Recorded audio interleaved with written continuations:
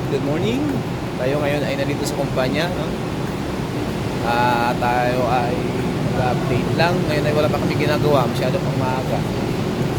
Kaya medyo nagtutumpukan pa kami. Karamihan dito mga Pilipino, mga kasama ko.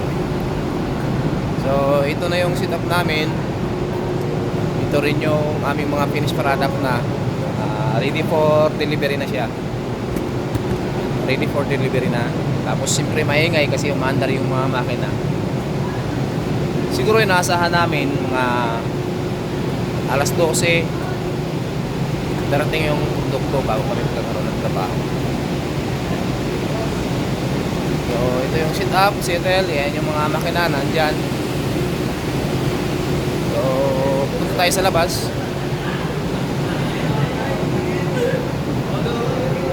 Medyo maingay kami ngayon.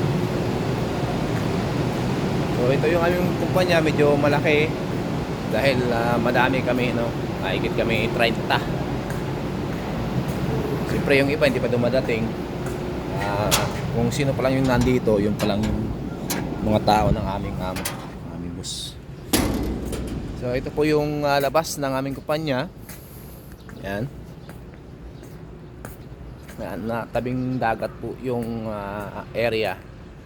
At siyempre medyo maganda yung atmosphere dito. So ito lang muna ang aking update.